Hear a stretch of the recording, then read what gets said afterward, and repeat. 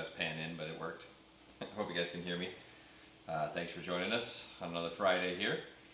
So I'm in focus. All right, that's going good. Sorry, just getting all this software side set up here. So it's Ray again. I know you know who I am. Let's see here. Oh, that's not the right one. Just making sure we're on live on Facebook here. Looks like we're live on YouTube. That's working. Says we're live. Where's the video? Hey, there we are. I'm in focus. All right, that's going good. Sorry, just getting all this software side set. You don't want an echo. There we go. No echo. That should do it. Well, welcome, guys and girls and men and women, everybody out there. Thanks for coming to check in with us again. It's Thursday, and we're doing our Thursday live stream where we try to keep it about coffee, at least for now.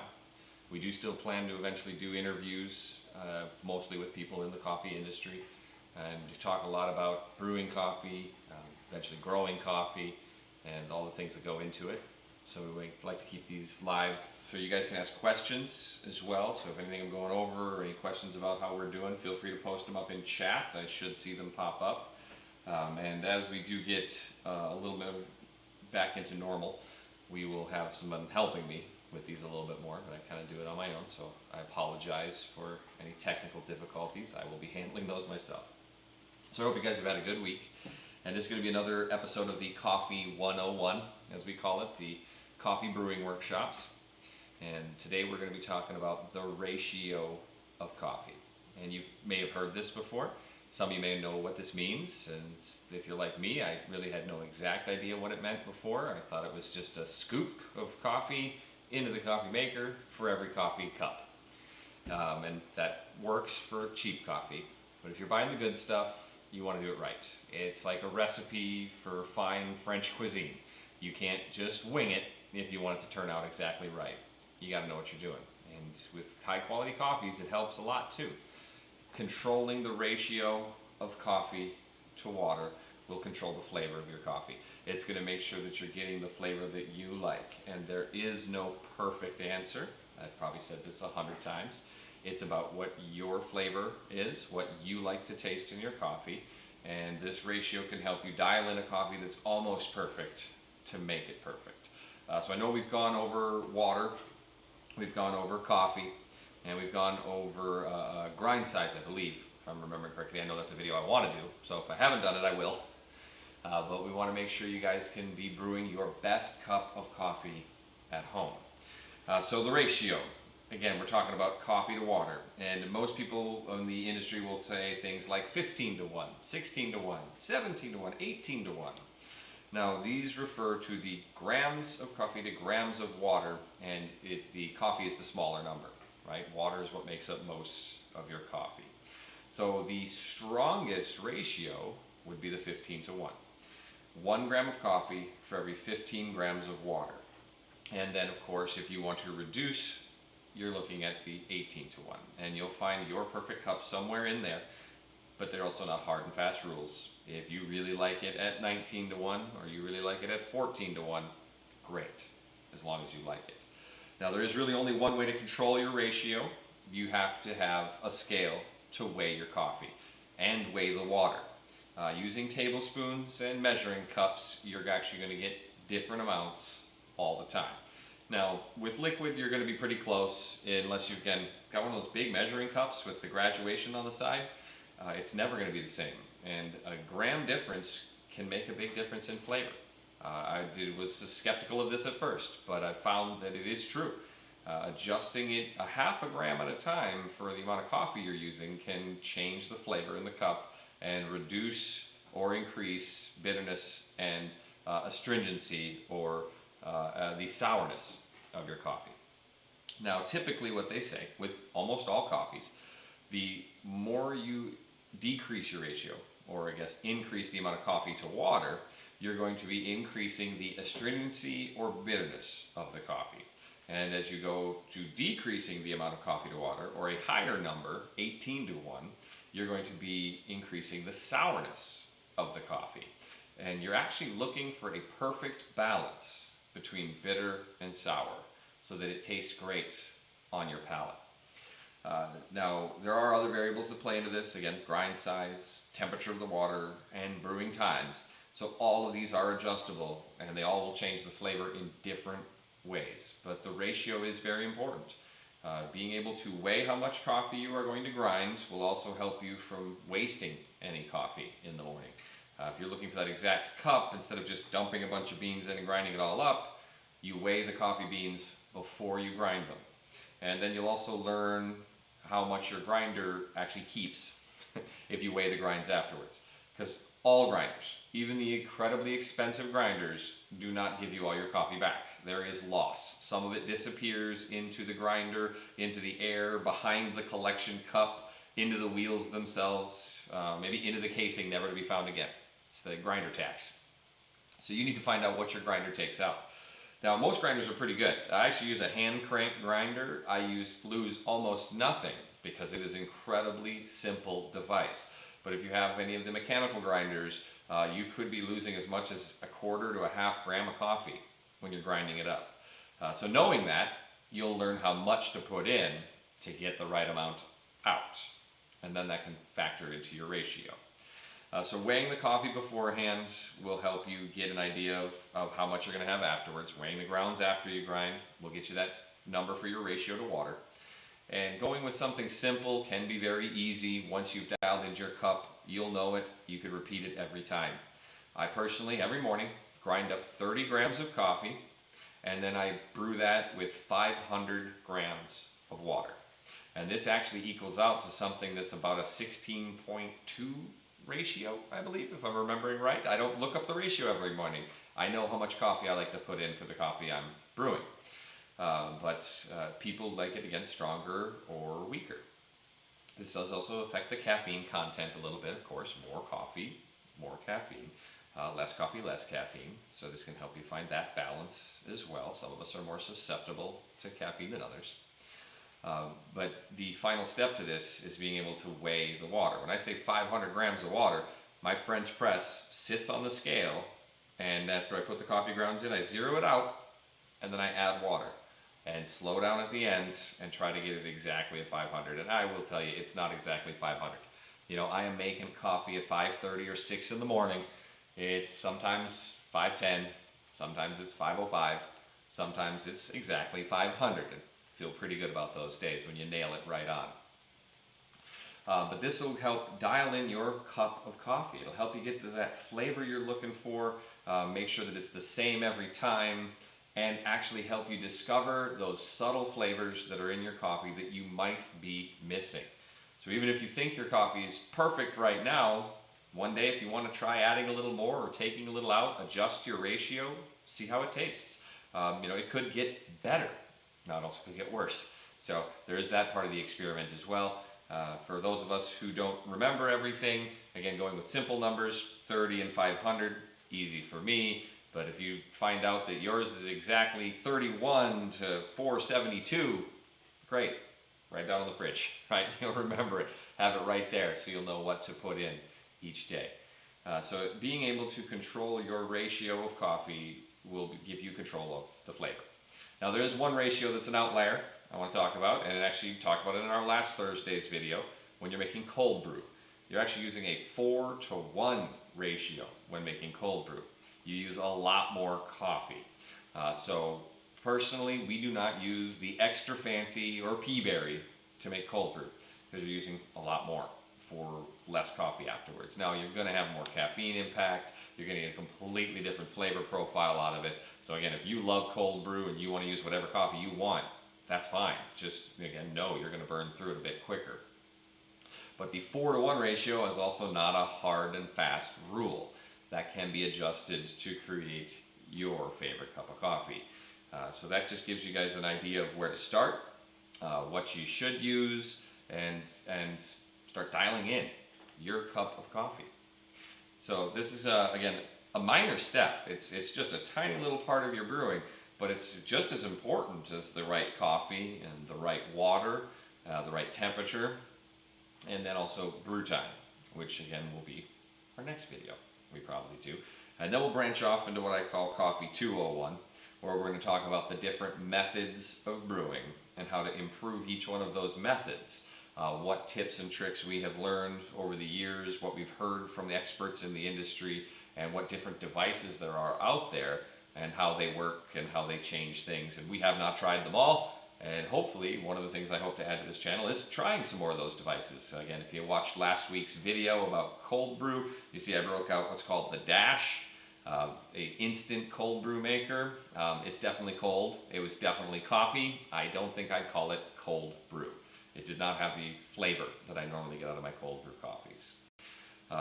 So again, this might be something that some of you guys know. Maybe this is something you kind of know but had never really heard of, or thought it wasn't that important. But trust me, the ratio of coffee to water is very important. It can make sure that you're not wasting coffee, you're not wasting your time, and you're not losing flavors that you could discover in your cups of coffee. So I know, I hope this helps some of you out there. Hope this helps you guys brew some better coffee at home, have better coffee for you guys to taste. Let me just see if anybody has any questions. This is where I like to open it up for the question part here. Just expand this out and see if anybody's wrote anything down there. And again, I'll answer questions too later if you leave them in the comments. Volume down.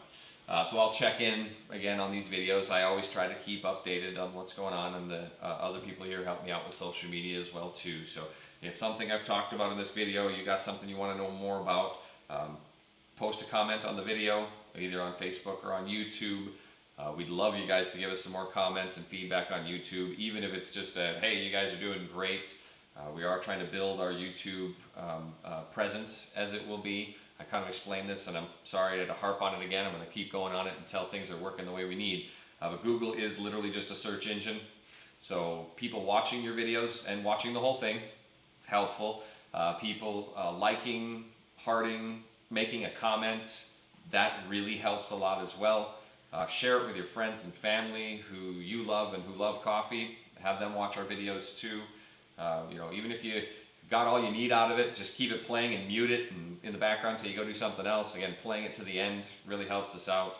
We're trying to hit this level where you move from being kind of what I call the bubble, where it's just the people who know us and like us seeing it, and Google starts recommending it to other people who are interested in coffee and maybe would be interested in us too. We've grown our business on Ohana, on family, and you guys watching now, you are our family, and we're asking for your help to try to reach out and expand that family in a new way, because we are not getting the people visiting the farm right now. We're not growing our family at the moment, and with any business, you got to keep growing or it starts going the other direction. We're doing okay. I'm not trying to say that it's critical at this point, anything like that, but I want to keep moving forward. I would love to be able to share this information with a bunch of people that I've never met before who become interested in us and want to find out more about what we do here at Heavenly Hawaiian. Thank you so much for tuning in. Tucker, good to see you. Good question. Time frame for cold brew. Did have it in the other video, but I'll answer again. Love answering questions. I'll even answer questions that aren't about coffee if you got something. So cold brew, they do say minimum 12 hours. 24 will give you more caffeine and a stronger coffee flavor. 48, even 72 hours. You are going to constantly be extracting more flavor and more caffeine. I will say if you go to 48 or 72, I would not suggest diving into an entire 12-ounce cup of cold brew coffee if you're not used to caffeine. The caffeine content can drastically increase. From studies, they've shown that when you brew a hot cup of coffee, you're only extracting less than half of the caffeine. You could brew the grounds a second time and get just as much caffeine out again, and it would taste terrible, so I don't suggest you do that.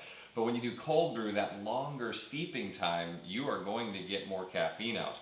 I can say the first time I made cold brew at home, I let it steep for just 24 hours, poured myself a 12-ounce cup with a little cream and sugar in there. It was delicious, and I was wired for hours because I drank it like a normal cup of coffee. Most people don't know that when you get cold brew from a cafe or a coffee shop, they've already watered it down for you. They typically go with the 72-hour brew to make what they call a concentrate. And then when you take the water they add, the ice they add, and the cream and other things they add, it's a 7-to-1 ratio. 1 part cold brew concentrate to 7 parts other ingredients. and they still give you a plenty good caffeine kick. So that 72-hour is for those of us who really need to get going in the morning, but I'd still be very careful.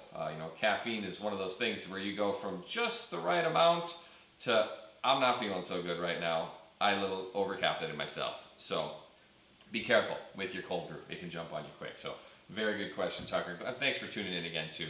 Always love to share this stuff with you guys. So I don't know if anybody else has any questions right now. I'll keep it going for just a little bit longer.